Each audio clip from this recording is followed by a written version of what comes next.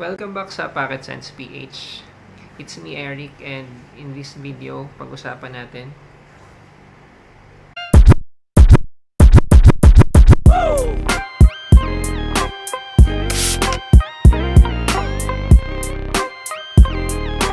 Dior Sauvage Elixir. So, nilaunch to 2021. Malamang alam mo na yung Sauvage kasi isa yun sa pinaka-popular na perfumes, kung hindi man yun yung pinaka-popular.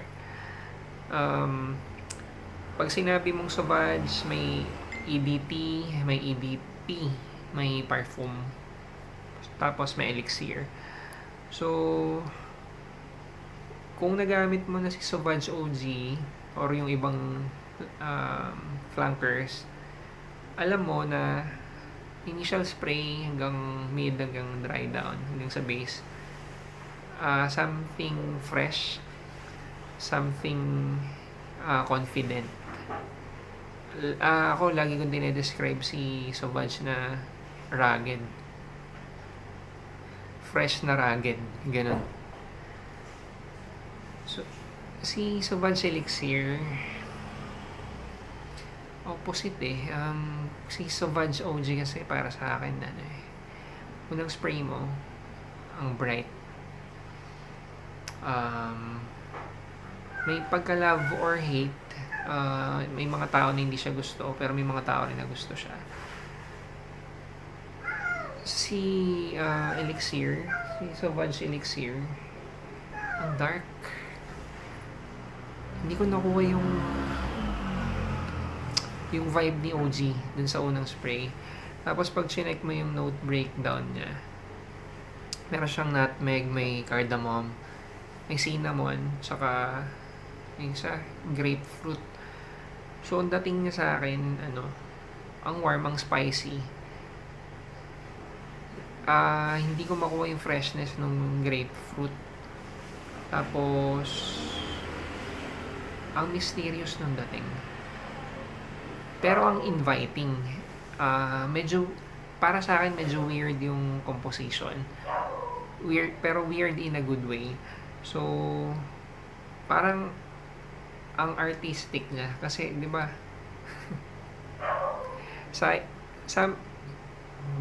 yung combination ng mga notes sa perfume, di ba, it has something to do with science. Pero sa perfume kasi, parang it's more of an art rather than science. So, ito yung naisip ko yun nung naamoy ko to. Ang gara ng combination. Tsaka siguro kasi ewan ko nasanay ako dun sa unang spray kay OG Sauvage Bright.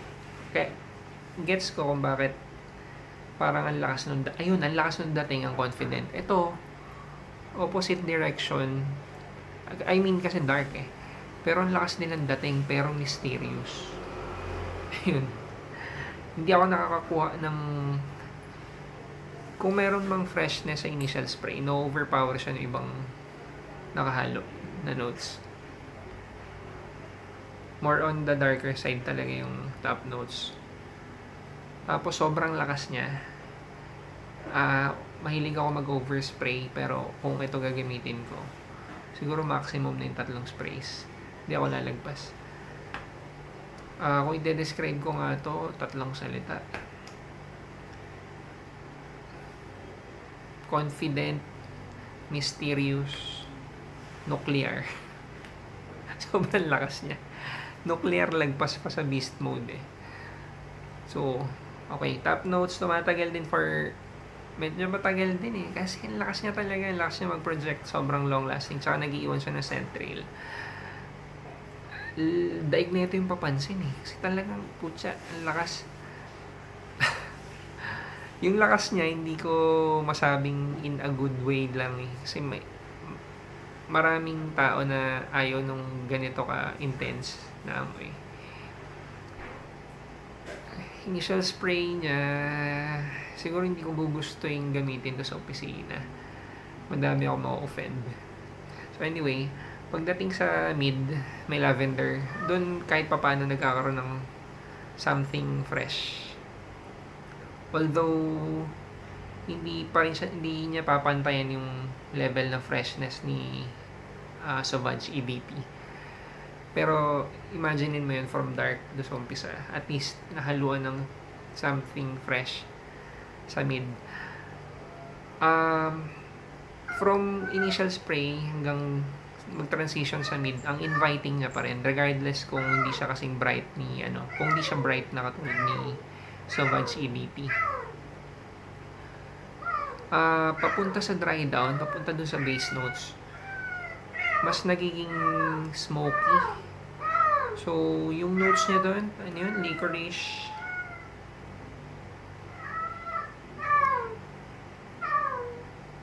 patchouli, vetiver, tsaka licorice. Yung dito, pinakagusto ko is yung sa dry down na. Kasi parang smoky ng dating, tapos mga pusa ako na naman. Ang smoky ng dating, tapos parang for me mas nagiging smooth na siya kaysa dun sa top note tsaka middle na parang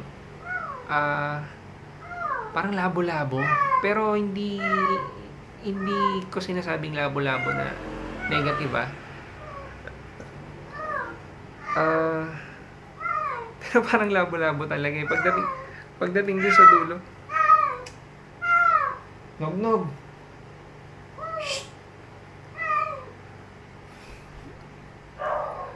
Pagdating doon sa dulo, mas maangas.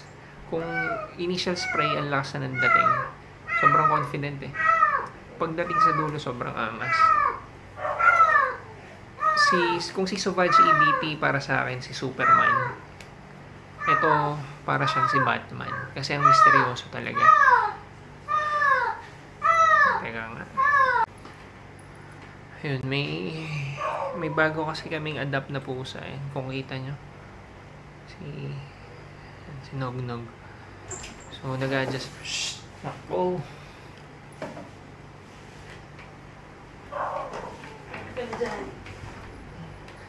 Ayun, nag-adjust pa siya dito. Hindi pa rin namin siya naipapakapon. Balik tayo doon. So, pagdating niya sa dry down, yun yung gusto kong part na ito. So, super smoky. Hindi nagbago yung lakas niya.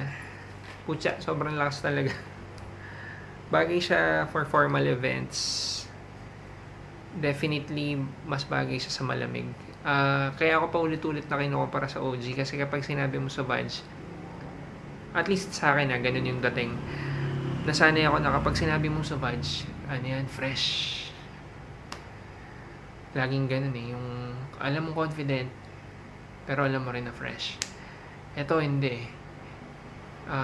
Si Sauvage EBP gagamitin ko sa umaga, gagamitin ko sa gabi, gagamitin ko yun kahit kailan. Bagay siya sa weather ng Pilipinas, bagay siya sa weather ng ibang bansa.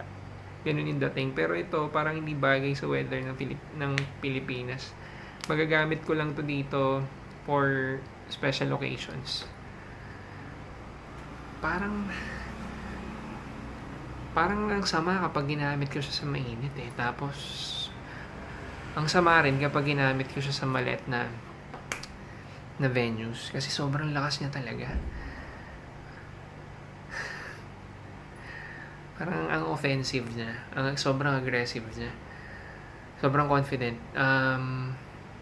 Hindi ko siya nakikitang pang bata. Nakikita ko lang siya bagay sa somebody na ando na. Sa taas na.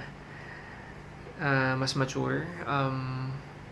Definitely kailangan mo ng extra confidence kapag ginamit mo to. Hindi siya magagamit kung hindi ka confident sabi nila appealing daw, generally appealing, pero sa palagay ko kung gagamitin mo to na wala sa'yo yung tamang personality, I mean nag-exude kasi ng confidence talaga to. So I think kung ikaw is hindi ganon, parang hirap niya dalhin kasi ang aggressive talaga. Imagine mo yung lalaking nakapostura, night event na ano, James Bond, ganun. Yung ang angas ng dating niya, ang angas ng aura na binibigay niya. Hindi siya para sa lahat. Longevity tsaka projection, walang duda. Top tier, walang duda, sobra. Longevity, ayoko naman bilangin kasi lalagpas na yan sa sa normal na bilang ng oras na nasa labas tayo. Siguro isang araw to tatagal. Sa damit, ilang araw na nandun pa yung amoy sa laundry eh. Grabe to. Sabi ko, yan, hanggang ngayon nga, lakas pa rin eh. Nag-spray lang ako kanina dito. Pero, amoy-amoy ko pa din. Bira ko to gamitin kasi naka-reserve siya for special occasions na may babagayan. Siguro ngayong December, yung magki-Christmas party. Christmas party ng mga companies. Pwede. Bagay ba sa estudyante? Kung nanonood ka tapos estudyante ka tapos nagamit mo na siya, lagay mo nga sa comment section. Kasi parang hindi ko ma-imagine na gagamitin siya ng mas bata. Sobrang angas mo. Hindi siya bagay sa school. Parang ang kupal mo kapag pag estudyante ka tapos ginamit mo to sa loob ng classroom. Hindi ko nga ma-imagine na gamitin to sa opisina eh. Ganun din eh. Parang ang daming mong ma-offend. Isang spray. Baka isang spray pwede. Nag-exude talaga siya ng confidence. Paulit-ulit ako doon. Pero yun lang talaga. Kung papipiliin ako between sa OG tsaka dito, mas gusto ko pa rin yung OG. For the simple reason na si OG kahit kailan pwede ko gamitin. Tapos may emotional attachment na din doon. Kasi nakaka-uplift talaga siya ng mood eh. Ang fresh, ang bright. Ito, very dark, very mysterious. Saka pili lang yung okasyon na pwede ko siyang gamitin. So, yan. Gusto nyo i-try. Kung gusto nyo i-try, meron kaming decant. Meron din pala kaming decant nung alternative niya. Asad.